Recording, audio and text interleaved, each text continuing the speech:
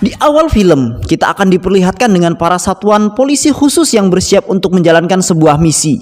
Dan misi tersebut dipimpin oleh Inspektur Abbas dan seorang polisi yang bernama Vikram. Vikram dan Abbas merupakan sepasang sahabat, sehingga mereka berdua selalu bersama. Dan Abbas juga merupakan orang yang sudah menjodohkan Vikram dengan seorang pengacara wanita yang bernama Priya, yang sekarang telah menjadi istri Vikram. Abbas dan Vikram memiliki misi utama, yaitu memberantas kelompok gangster yang diketuai oleh Veda. Veda yang merupakan ketua gangster yang bengis, yang paling ditakuti, dan sekaligus menjadi musuh utama kepolisian. Setelah mendapatkan informasi tentang keberadaan kelompok gangster tersebut, kemudian kepolisian langsung pergi ke lokasi dan langsung menyerang para gangster tersebut. Dan terjadilah tembak-tembakan antara polisi dan anak buah Veda.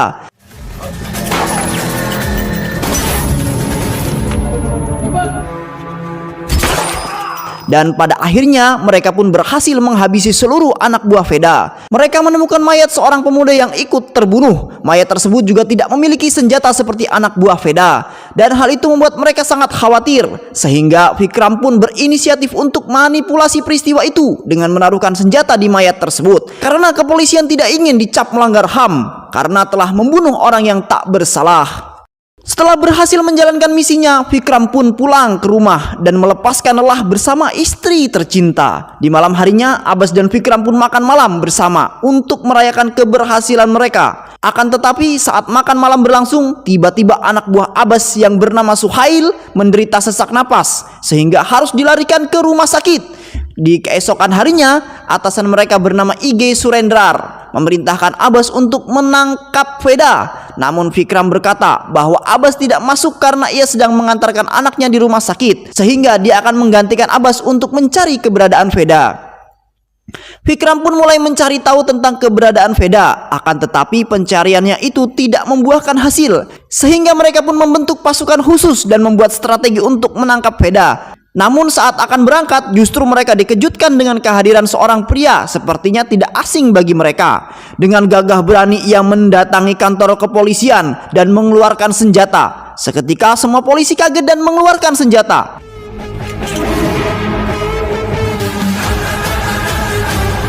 Ternyata orang tersebut adalah Veda, ketua gangster yang sangat bengis yang paling ditakuti untuk menyerahkan diri. Polisi pun tidak menyia-nyiakan kesempatan tersebut. Tanpa basa-basi, para polisi pun langsung menangkap dan menginterogasi Veda. Beberapa orang polisi mencoba menginterogasinya, akan tetapi Veda hanya terdiam dan tidak mengeluarkan sepatah kata pun.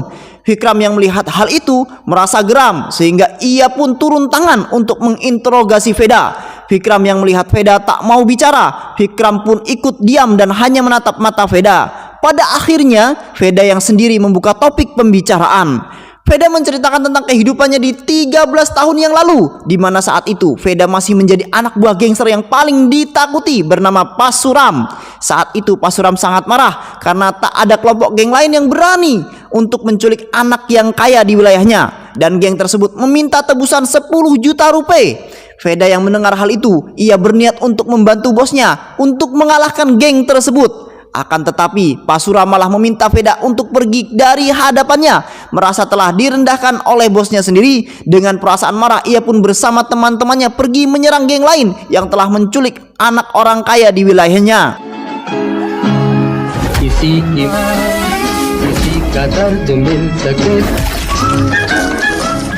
Dengan mudah Veda and the gang berhasil mengalahkan mereka semua dan membawa anak orang kaya itu kembali kepada orangnya dengan selamat. Hal itu kemudian membuat namanya menjadi sangat terkenal dan disebut sebagai pahlawan oleh para warga. Begitu juga dengan bosnya yang bangga terhadap Veda. Kemudian di sisi lain, anak buah dari Shiv Prasad yang bernama Bablu, ia sedang mengajarkan para bocil-bocil untuk menjadi kurir barang haram. Ia memanfaatkan hal tersebut karena anak kecil kebal dari jeratan hukum, sehingga mereka tidak akan dihukum. Saat Veda sedang akan pulang, ia dibuat terkejut karena dalam perkumpulan bocil tersebut ada adiknya bernama Satak dan temannya yang bernama Canda. Veda tidak mau adiknya terjerumus dalam bisnis kotor tersebut. Lalu Veda membawa adiknya untuk pulang. Sesampainya di rumah, Veda berkata kepada Satak untuk fokus belajar dan memilih jalan yang sangat baik karena Satak merupakan anak yang jenius dalam bidang matematika, sehingga ia memiliki peluang sukses lebih besar dibandingkan dirinya. Lalu Veda berpesan kepada Satak untuk menjaga dirinya baik-baik dan jangan pernah terlibat dengan kejahatan karena dirinya akan pergi ke Lucknow selama 3 hari.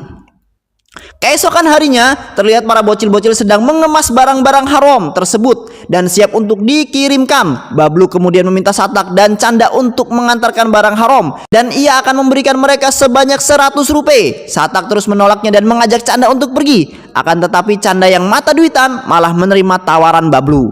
Namun mereka semua dikejutkan dengan kehadiran polisi yang melakukan patroli.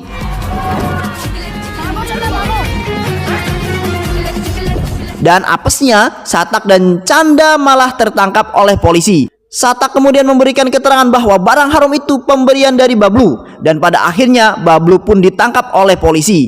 Namun karena kekuasaan yang dimiliki oleh Prasat, akhirnya Bablu berhasil dilepaskan.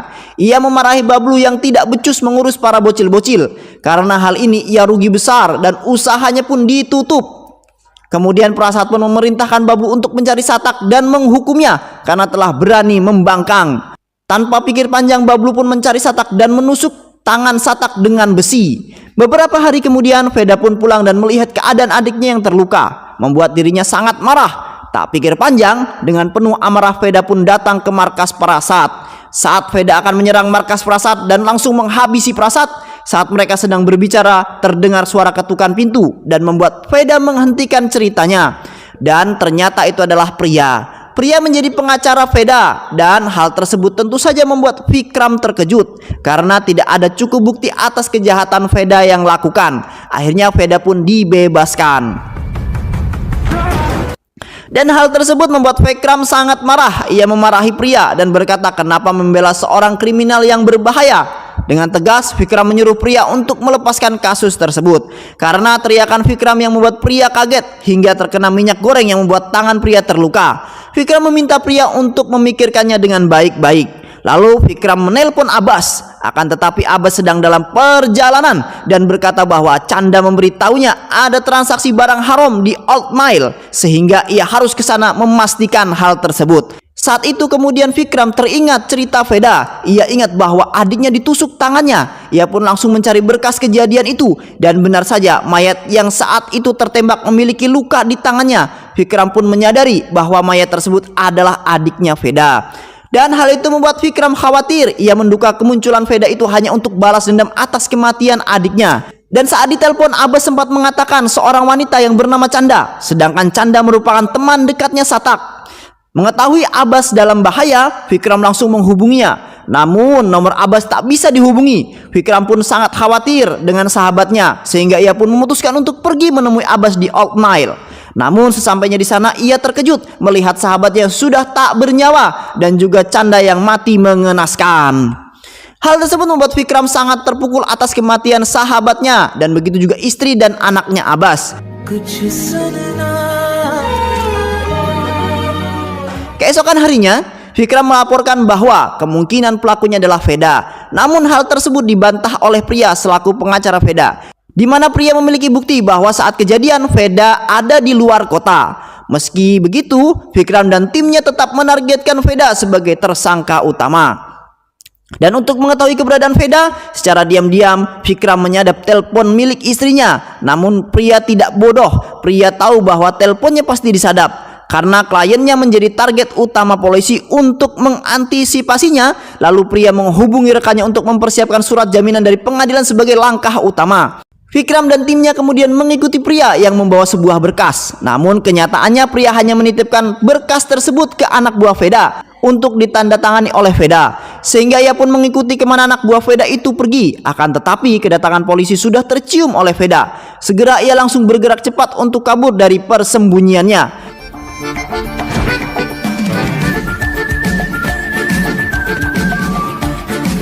Namun pada akhirnya Vikram berhasil menemukan Veda. Ia pun langsung menghajar Veda. Akan tetapi Veda sama sekali tidak memberikan perlawanan.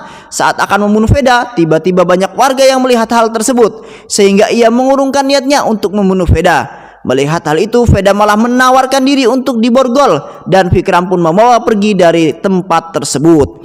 Vikram yang membawa Veda ke sebuah hutan dan saat ia akan mengeksekusinya, Veda berkata bahwa ia ingin melanjutkan ceritanya kepada Vikram dan anggap ini permintaan terakhir Veda sebelum Vikram membunuhnya. Di 3 tahun lalu di kota Lucknow, saat Satak dan Veda di dalam sebuah mobil terjebak macet, tiba-tiba ia diserang oleh seorang pria dan ternyata itu adalah kelompok gangster yang ingin menghabisi Veda demi sebuah kekuasaan, sehingga pertarungan pun tak bisa dihindarkan.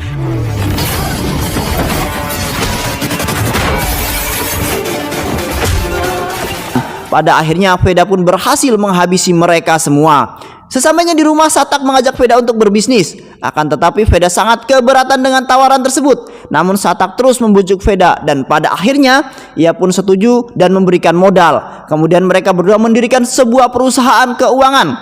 Veda sangat yakin dengan Satak, mengingat Satak adalah anak jenius. Perusahaan mereka dilirik oleh Persuram. Ia yang telah percaya kepada Veda, ia pun menginvestasikan uangnya kepada Veda. Akan tetapi masalah muncul, uang Pasuram dibawa kabur oleh Canda, teman Satak sedari kecil. Pasuram yang mengetahui hal itu, ia meminta kepada Veda agar uangnya dikembalikan. Setelah mereka kebingungan, tiba-tiba Canda menghubungi Satak. Ia meminta maaf atas kehilapannya. Ia sadar bahwa uang tidak bisa menjamin kebahagiaan dan terungkap fakta bahwa Canda suka kepada Satak. Begitu juga Satak, Canda pun mengembalikan uang tersebut. Veda yang mengetahui hal itu, mereka sangat marah kepada Canda. Namun Satak melindungi Canda karena ia sangat mencintai Sanda. Veda tak kuasa harus melawan adiknya sendiri. Lalu Veda pun memaafkan Canda dan kemudian Veda mengembalikan uang tersebut kepada Pasuram. Merasa sudah dipermainkan, Pasuram malah memerintahkan Veda untuk membunuh Canda. Veda pun menghentikan ceritanya dan bertanya kepada Vikram jika apa yang Veda pilih untuk membunuh Canda atau berbalik melawan Pasuram. Jika ia membunuh Canda, maka sama saja ia membunuh adiknya. Namun jika ia membunuh Pasuram, maka dirinya telah membangkang kepada bosnya. Vikram pun menjawab bahwa ia akan membunuh Pasuram. Namun tiba-tiba Veda menghajar Vikram dengan batu dan Veda berkata, "Ya benar, aku akan memilih melindungi adikku." Dan untuk melindungi Satak dan Canda, ia mengamankannya ke Mumbai, sedangkan dirinya berperang melawan Pasuram. Dan dia berkata, jika ia ingin mengetahui kematian Abbas, maka Vikram harus menyelidiki kematian Satak terlebih dahulu. Lalu Veda pun pergi dari tempat tersebut. Dan terungkap fakta bahwa pria hanya dimanfaatkan oleh Veda adalah skenario Veda. Pria pun menemui Veda dan ia mengundurkan diri. Ia tidak ingin kemudian menjadi pengacaranya lagi. Di sisi lain, Vikram teringat dengan perkataan Veda dan ia pun mendatangi kantor kepolisian. Ia mulai melakukan penyelidikan atas kematian Satak dan Abbas. Vikram kemudian mencurigai ada yang kemudian mengatur skenario. Kemudian ia mencari berkas tentang Canda. Ia menemukan bukti bahwa Canda bukanlah pembunuh Abbas, melainkan ia diculik dan dibunuh. Kemudian Satak datang untuk menyelamatkan Canda. Ia menduga ada orang yang telah membocorkan informasi tentang keberadaan anak buah Veda. Kemudian Vikram pun mencari informasi tentang keberadaan informan yang telah membocorkan informasi itu. Akan tetapi mereka sangat cerdik. Mereka membunuh informan itu. Namun dengan intelijensi yang ia miliki dan mengingat kembali cerita Veda, akhirnya ia pun mengenali pemburu tersebut yang merupakan gangster Mumbai. Vikram pun mendatangi gangster tersebut dan menghajar gangster tersebut habis-habisan. Vikram bertanya siapa yang telah menyuruhnya, akan tetapi gangster tersebut tidak mau membuka mulut. Saat Vikram lengah dan hampir saja ia dibunuh, untungnya dapat diselamatkan oleh anggotanya. Lalu Vikram pun menemukan sebuah kunci kamar. Lalu ia pun mengeceknya. Setelah sampai di kamar tersebut, ia menemukan sebuah rokok yang mengandung narkoboy. Dan pemilik rokok itu adalah anak buah Veda yang bernama Bablu. Vikram teringat cerita tentang Bablu yang mengurus bisnis narkoboy. Vikram kemudian menyimpulkan bahwa selama ini Veda dikhianati anak buahnya sendiri. Akan tetapi Vikram masih bingung dengan kematian Satak dan Abbas. Lalu Vikram pun menghubungi Veda. Ia berkata bahwa anak buah Veda yang bernama Bablu telah mengkhianatinya. Ia kemudian juga menjelaskan kepada Veda bahwa Bablu telah menyewa geng Mumbai dan peralatan polisi untuk menghabisi Veda. Veda yang mendengar hal tersebut membuat sangat marah. Ia langsung menyerang markas Bablu dan menghabisi seluruh anak buah Bablu.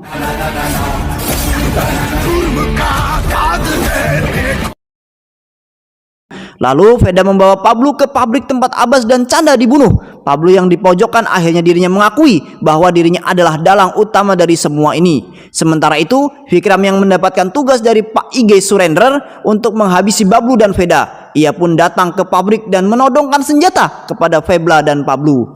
Tanpa basa-basi, Veda langsung membunuh Pablo. Melihat hal tersebut, Vikram sangat marah karena ia butuh keterangan Pablo tentang kematian Abbas. Lalu Veda menceritakan kembali kisah hidupnya. Pada saat itu, Veda berhasil membunuh seorang wakil rakyat di depan masyarakat. Sejak itulah dirinya berhasil menjadi gangster yang paling ditakuti. Dan saat itu juga Veda hidup tentram bersama Satak dan Canda di Mumbai. Veda berniat untuk kembali ke Lucknow, sehingga ia pun berpesan kepada adiknya untuk jangan khawatir dengannya. Dan itulah pertemuan terakhir Veda dengan Satak. Dan saat keganasannya, Veda pun berhasil menjadi gangster paling ditakuti dan menjadi gangster yang paling berkuasa. Bablu yang tidak suka dengan kemajuan Veda, ia pun menyewa gangster Mumbai dan menyuap oknum polisi untuk menghabisi Veda. Abbas yang merupakan polisi jujur menerima suap dari Pablo karena untuk pengobatan anaknya, dan selama ini Vikram telah dimanfaatkan oleh para polisi, dan hal itu kemudian membuat Vikram jadi bingung sehingga ia membiarkan Veda pergi. Tak lama kemudian IG dan timnya datang. Ia sangat marah kepada Vikram karena Vikram membiarkan Veda pergi. Vikram kemudian menjelaskan jika Abbas telah menerima suap dari Pablo. Akan tetapi Abbas menyesali perbuatannya sehingga ia datang ke pabrik untuk menyelamatkan Canda yang diculik. Sehingga Abbas dan Canda terbunuh. Akan tetapi IG membantah hal itu. Ia berkata bahwa dari hasil otopsi menegaskan jika Abbas terbunuh dari pistol yang dipegang oleh Canda. Namun Vikram sangatlah cerdik. Justru ia mencurigai para anggota telah menerima suap dari Pablo. Mengingat anggota polisi hidupnya super mewah, termasuk IG surrender sendiri. Sedangkan gaji polisi sangatlah kecil, mana mungkin bisa hidup mewah. Dan akhirnya kedok busuk Pak IG pun terbongkar. Ia pun mengakui dan benar saja semua ini adalah skenario yang telah disusun IG. Ia menculik Canda dan membunuh Satak agar Veda keluar dari persembunyiannya. Namun Abbas malah menggagalkan rencana mereka sehingga harus menghabisi Abbas karena mereka tidak mau rencananya sia-sia. Vikram yang mendengar hal tersebut sangat marah. Ia merasa dipermainkan dan dibohongi. Ia pun menyandera Pak IG saat para anak buah Pak IG akan membunuh Vikram. Veda pun datang membantu Vikram menghajar IG dan seluruh anggotanya.